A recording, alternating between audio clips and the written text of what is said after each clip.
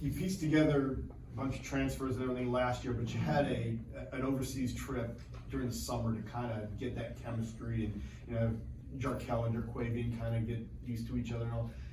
How do you do it this year without that benefit? Yeah, great question. Last year was that trip to Bahamas was so valuable to us, and so we're trying to. We started summer school last week. I think it was the 17th on Wednesday, and we went. We could start our workouts, and so we started off Wednesday, Thursday, Friday, Saturday of last week, and this morning was our third one of this week. I'm going to do a little bit different stuff. I'm going to try to play a little bit more 3-on-3 and 4-on-4, 5-on-5 during our workouts to be able to develop chemistry. As you know, one of the things that was so special about last year's team is that our chemistry was off the charts. Because of Bahamas, because of the relationship that they've had off the court, and we want to try to develop that this year. So we're going to try a little bit different things, try a little bit more outside of basketball team bonding things where we can get out in the community a little bit. And, because I always feel like if you can connect off the court, then you're going to be fine on the court. What were those couple of months after the season like, going into the portal? A lot of activity for you this year. What was it like? Yeah, are you insisting or saying that we had an off season? Yeah, fair point. The game has completely changed after the season. You really go to work again. It's almost like you don't ever want to finish playing because the next day you finish playing, you got to start working again, and that's because of the transfer portal. And the first thing you have to do is you got to talk to your own team and try to figure out what's next for them.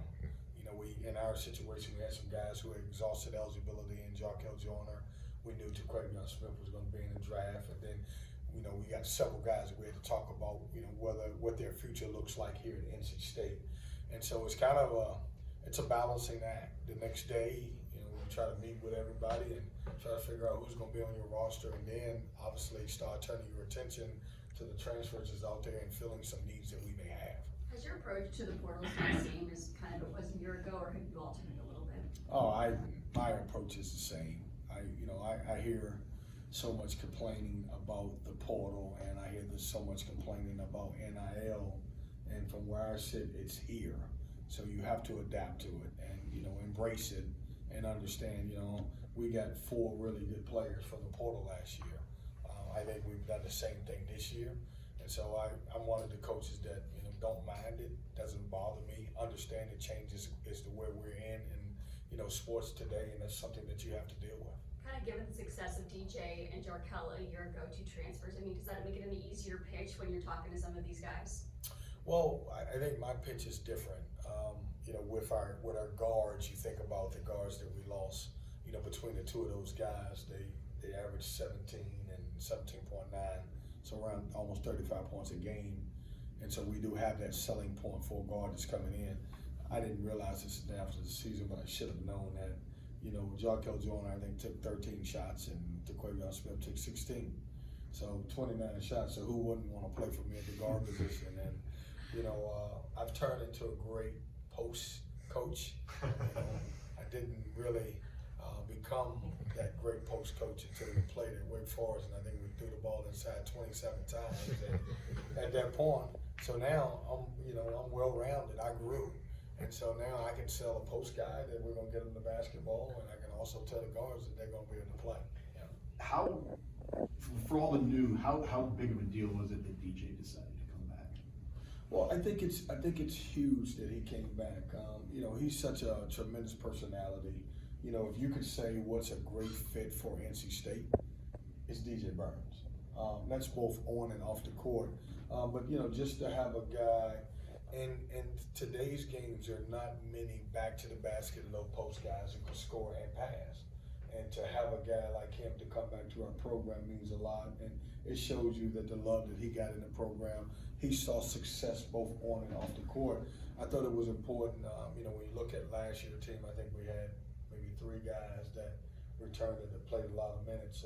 And this particular team, having both DJ and Casey Morcell come back, that were starters for us and played a big role, it means a lot to our program. With DJ in the offseason, as you look forward to year 2 with him, what are some possibilities for him? What are the areas of his game you want to tweak? What could be better? Well, if you talk to DJ, he thinks he's a three-point shooter. So, yeah, he catches the ball at the three-point line too. So, just expanding his game. Having him to be a face-up guy, make a few plays off the dribble. Even though he is a very efficient passer, his numbers don't always be great. And so we want to make sure that he continues in that role. We know because of his ability and losing to Quavion Smith and Jarkel Joyner early in the year, people are probably going to try to throw a couple double teams at him and being able to make the right decisions and ball handling and all that other stuff. And as we tell all of our guys, not just DJ, I want everybody to get in the best shape of their life, and that's every guy on our team. You mentioned a little bit before, but a lot of moving parts over the last couple months, but a few returners too, especially with the veterans like DJ and Casey Morsell. How big is that as far as stabilizing the roster, showing new guys the ropes in and around Raleigh and on and off the court? Well, our makeup, I love the makeup of our roster. We have 2 incoming freshmen. We have 6 transfers, and we kind of took the approach this year that we were going to go, power 5, power 6 with those transfers, and then we got 5 returners. The 5 returners, with Casey Morsell and DJ Burns, guys who played the most, we want them to show everybody what our culture's about. How hard we work, how hard we play, and it's always good, though I don't mind having to teach my program year in, year out, because I know that's what you got to do these days. It's always good to have a few guys back that can help you with that. I know there's quite a few of them, but can you go over the 6 transfers there, a little bit of your thoughts on those guys? Which one you like the most, if you had to take it? So who's your favorite coming in that you don't? I'm most familiar with MJ Rice because he's a local kid. We'll start with MJ Rice. Right. Very talented, McDonald's All-American. Obviously he's from Durham. Didn't get the opportunity to play because they had a very good Kansas team with some really good players that played in front of him. I personally think that he's one of the most underrated, transfers in the portal.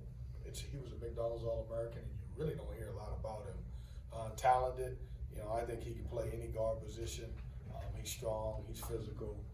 We're working really hard. Tremendous kid, has a great body, can score inside and out. I think he's going to be really good. I'll stick with the same theme. DJ Horn coming back home. Score, older guy. Who's been around. Reminds me similar of the Jarkel Joyner and Quavion Smith type of guy who can really score the basketball. Knows how to play. Has had success in college at every level, mid-major and high major, and also playing in the tournament, which has been really good. And then we'll go to Ben Middlebrooks, and he kicked our butt, offensive rebounding, and probably had his best games against us. So I said, you know what, we're gonna take him on our team. He's a lot more skilled than you guys will know. You'll see him, and I'll talk about Muhammad here in a minute.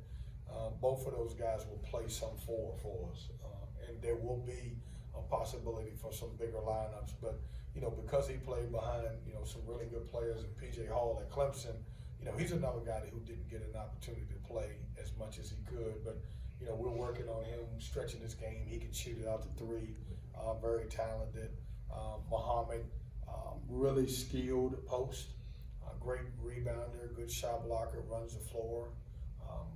Going to be a really good basketball player for us, and I'm excited about him also. And Taylor, transferred from Butler. It's funny, my theme is we took 3 guys that we played against a little bit, and Taylor was good. He scored 19 against us, but we told him you lost the game, so we got to cut that in half. But he can play kind of 1, 2, and 3.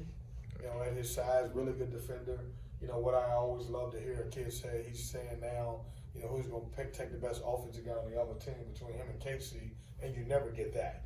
But he can score the basketball, and very solid, good passer, knows how to play good in transition. And then the last one would be Michael O'Connor, who I have to give a lot of credit. Graduated from Stanford in 3 years and didn't transfer credit in before he got there as a freshman. Coming out of high school, Is one of the best lacrosse players in the country, and everybody knows Maryland lacrosse is really good, and contemplated going there as a freshman. But brings toughness, a little bit more of a traditional point guard that we really haven't had, but we love his numbers. If you take his numbers, and he'll enjoy this part of where he took at least 10 shots, he was 53% and close to 40 from three. And I was like, dude, we got to get you taking more shots. This is what we do. We shoot the ball here. So excited about him. He's a breath of fresh air. Really was concerned going into one of his finals that he did a good job in it so he could get a 3.5. So I was like, man, I like where we're going with this. I love the group of kids that we have there. We got great personalities. We got really good kids. And I think that's kind of goes to give the assistant coaches a lot of credit. They went out and did a great job of recruiting these guys and put together a really good bunch. Did you and Brownell work out that deal with Clark and Middlebrooks? And how strange is that something like that happened? Well, we heard that Jack was going to announce at 12, and we wasn't going to let them beat us again. So we said, you know what, we're going to get ours in at 11 o'clock. So it worked out well. Hey, Brad and I, we teased each other at the ACC meetings about, it was a trade, and everybody else in the room too. Like, oh, on the same day you made the trade, and I wish Jack luck there, and Ben's going to be good here. How the assistants you mentioned them, how well have they sort of settled in now and helped you with this continued growth? Yeah, they have been tremendous. I think all of those guys will be head coaches really soon. They remind me of the staff kind of when I had Takeo Sittle and A.W. Hamilton, who are doing both well at UNCW and also EKU. And so they're doing a really good job. I think what makes staffs really, really good is the chemistry of the staff. They kind of feed off each other. They do a good job. They bring a lot to the table. I let them coach. During this time when we're working out, we're going about 4 days a week. I kind of want them to run their workouts 3 days, and then on the last day of the week, we kind of do some team stuff for about an hour, which I jump in. I think it's important that assistant coaches have a voice, and they've been really, really good, very talented bunch of guys. Looking at going into this past season, there was a lot of self-reflection. Now you feel like you're kind of back on track now with the NCAA tournament bid this past season, back on course. Yeah, but that doesn't change my self-reflection. I do the same thing every year and kind of get away and see how I can improve as a coach and also how we can improve the program. And so I've done some of that and we'll continue to do that. We are on track. I like our group. We stubbed our toe, for whatever reason it may be. We can look at, bad luck. We can look at injuries. We can call it you just lost games, whatever you want to call it. But at the end of the day, I think our guys did a good job of getting things back the direction that we wanted to be in. And, we don't take for granted winning 23 games is really good, and going 12-3 in any league. 12-8. I wish it was 12-3. That would have been a COVID year, short year. But going 12-8 in any league is really good, and we want more of that. When you think of NC State, where they're at right now, what are the areas of growth you want to see this season?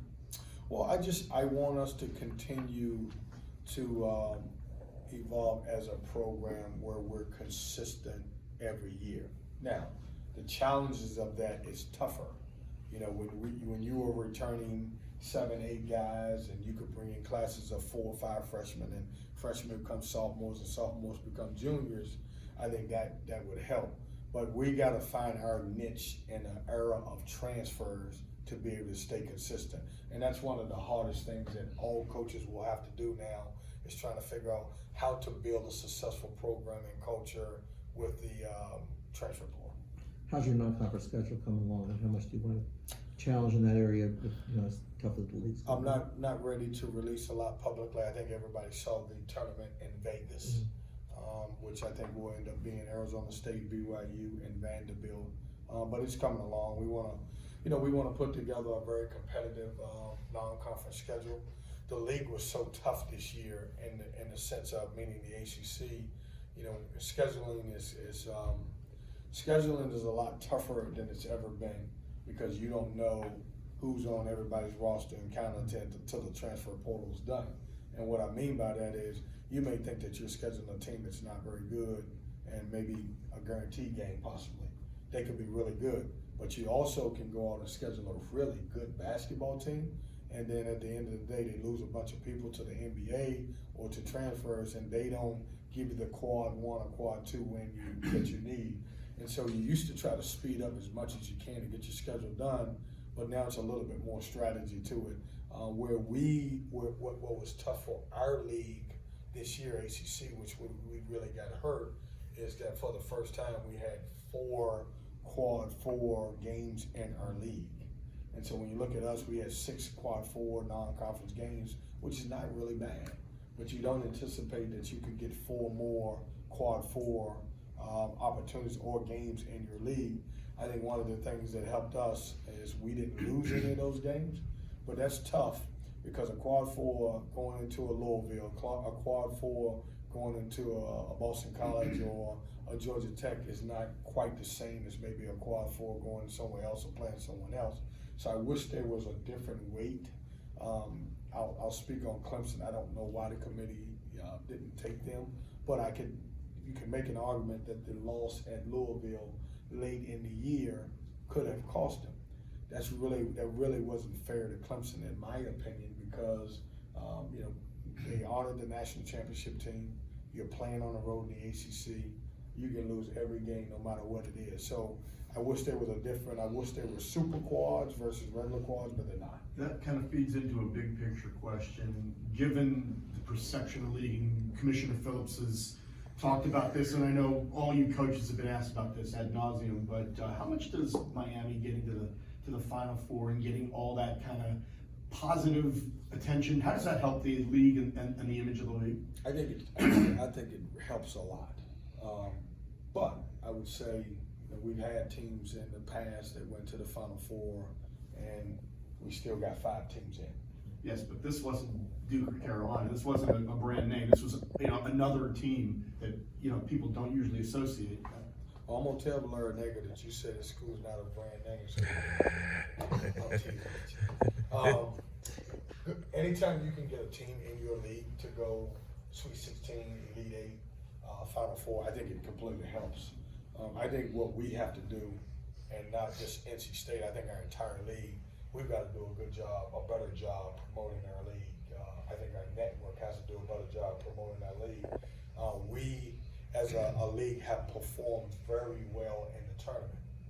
But you can't tell me that in a 15-team league with really good programs that we should be getting just 5 teams in. And I think one of our jobs as coaches is we've got to do a better job of trying to win in November and December, because the committee seems to me to be putting a lot of emphasis on your early wins opposed to what happens in your league.